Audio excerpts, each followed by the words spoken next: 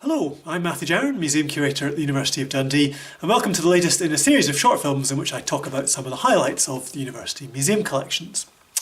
And today I want to invite you into this little room here. This is the University Herbarium, and in all these cupboards that were purpose-built back in the 1960s, there are thousands and thousands of plant specimens. Now, the origins of the Herbarium go back to the beginnings of University College Dundee, as we then were, and to specifically 1885, when D'Arcy Thompson came as the first Professor of Biology at the university. He collected a few plant specimens, but then in 1888 he gained a colleague in the form of Patrick Geddes, who came as Professor of Botany. And Geddes then started significantly increasing the number of plants that were collected. And originally these were all kept in the botany department in one of the four houses that made up the original university accommodation. You can see it here with the greenhouse in front of it. But we actually have very few of the specimens that were acquired during Geddes's time. The others presumably were lost or destroyed over the years. And what we're going to look at today are 5 albums of plant specimens that were put together by a very notable Dundee botanist called William Gardiner. 4 of these were given to Geddes in 1895 by the very well-known Scottish bookseller James Thynne, and the 5th was donated by a Colonel Simpson in 1917.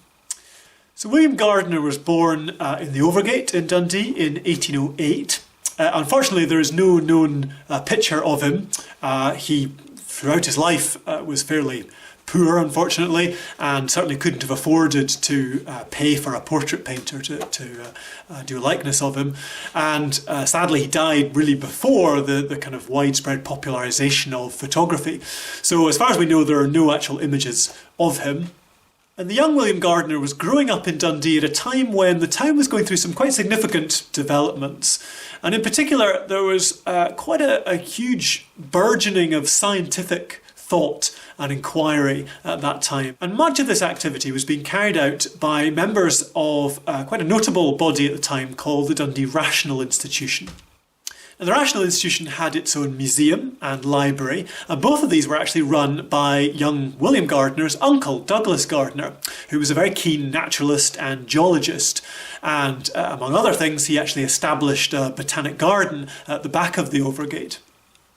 And Douglas's brother, William Gardiner Sr, was also enthused about the natural world, but not so much from the point of view of a scientist, but as a poet. He published a number of volumes of poetry, including several poems that he dedicated to his brother and which were about the amazing scientific discoveries that his brother was making.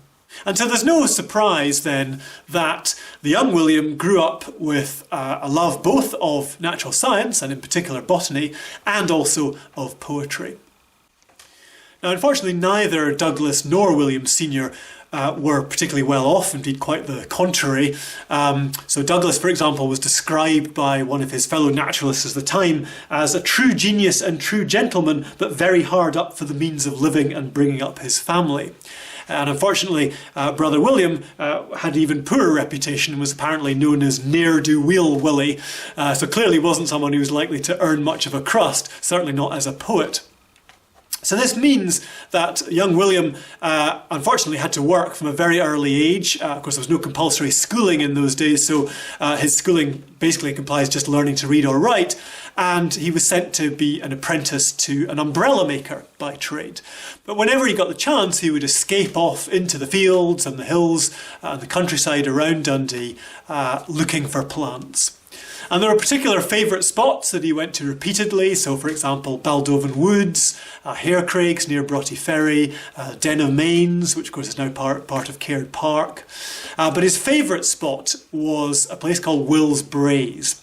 And this was basically a small strip of land between roughly where the end of Magdalen Green is and going right out to near Invergowrie. And indeed, coincidentally, part of the current University Botanic Garden is actually on the site of Will's Braes.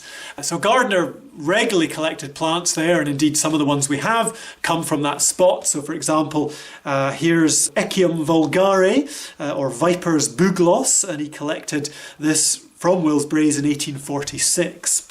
But unfortunately by that time the area was already being rapidly destroyed by the coming of the railway. The line from Perth to Dundee was being built at that time, opened in fact the following year, 1847, and so huge areas of Willsbraes were just completely destroyed, much to Gardiner's horror. In 1828, Gardiner became one of the founders of a new society called the Gleaners of Nature. And he also started to give public lectures. In 1836 he gave his first one, which was on the transformation of insects. And as part of that he actually read one of his own poems called The Lace-Winged Fly. So he was kind of developing this joint career both as a botanist but also as a poet. And that year, 1836, marked something of a turning point for him, because it was also the same year that he was actually able to start earning some money out of his botanising. So the Botanical Society of Edinburgh paid for him to collect some alpine plants for them. And he was then started doing that for other societies as well. So, for example, the Botanical Society of London did the same. And indeed, various individual plant enthusiasts would also pay him to send albums of plants. So, for example, the famous engineer George Stephenson was one of his clients. He ordered, I think, 16 albums of plants from him. And so eventually, from 1844, he actually became self-sufficient. He was able to give up his job working for this umbrella maker and actually earn a living full-time from his botany. He also gradually started to become accepted into the scientific world because of his publications. So he was elected a Fellow of the Linnaean Society, for example. And in 1848, he put all of his various discoveries and collections together to form the basis of this book called the Flora of Forfarshire. And this was really the first time that anyone had attempted to produce a complete flora or a catalogue of plants of the local area, what was then called Forfarshire, now Angus. So the book contains a list of the different species that were to be found in the area at that time, with details of where they were found and when. But Gardiner can't resist adding in some more descriptive accounts of his collecting activities. So, for example, his description of Dianthus deltoides, or maiden pink, which he says is not unfrequent on rocky banks along the coast from Arbroath to Montrose. And in particular, he notes that it grows plentifully on the summit of the Red Head near Lunan Bay, where Redcastle now is. And so he describes the view from the summit of this frightful precipice oceanwards is grand, but on looking over its brink to the beach below, one feels a thrill of terror running like an electric shock through every nerve. So this is not the kind of thing you would get in a standard flora today. But he then goes even further, because he's so excited about finding these plants that, as he says, considering the gracefulness and delicacy of its form, in connection with the name that has been so appropriately bestowed upon it, I could not resist making comparisons and even attempting to express these in verse. So he then includes a poem that he's written about the maiden pink. Upon the red head's dizzy brink, the maiden pink doth take her stand, like some fair nymph whose ardent eye looks forth upon the ocean bland.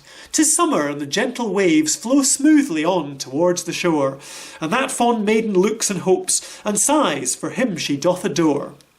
So the book is full of these wonderful descriptive passages and full of poetry as well. Both poems that he's written himself, but also poems by other authors that he feels particularly suit a certain plant. And so he's kind of interestingly using the plants kind of as metaphors, really, to express sort of important morals or ethical values that he feels that they can provide useful lessons for us. And so the albums that we've got also contain little scraps of verse written on the title sheets as well. So 4 of the albums are headed Illustrations of British Botany, and in fact almost all of them were collected in the local area here. And the 5th encompasses specifically the Flora of Forfarshire, accompanying obviously the book. But interestingly, not all of the plants were actually collected in Forfarshire. There are some from Perthshire, from Fife, and from Aberdeenshire as well. Now, Gardiner sadly died very young, at the age of just 43 in 1852. And for many years, his Flora of Forfarshire remained the standard textbook. And it wasn't until a husband and wife team called Robert and Margaret Christorphan in the late 1910s began to assemble their own flora of the local area that there was any attempt made to try to replicate Gardiner's extraordinary work. So the Christorphans collection is also held in our herbarium, and although they started work on their own published flora, they were never able to complete it. But eventually their work was completed and published in 1981 as the Flora of Angus, and this remains to this day the standard textbook on the botany of the local area. So today you can find Gardiner's albums in various public collections, and thankfully he's not been forgotten locally. If you go to the back of the Overgate, you'll find William Gardiner Square, which have some lovely little garden areas that are kept by horticulture students from Dundee and Angus College. And there's also a wonderful new mural that's just recently been painted by an artist called Rogue One at the back of the Overgate there. But of course, given that it was William's uncle Douglas who actually established the original Botanic Garden at the back of the Overgate, it's slightly unfair that it's William who gets this area named after him and not his uncle Douglas. However, it's great that William Gardiner is remembered, and it's wonderful that we have these beautiful albums really as a testament to his extraordinary abilities as a botanist. So that's all we have time for just now. I hope you found that interesting, and look out for another film coming soon. Bye for now.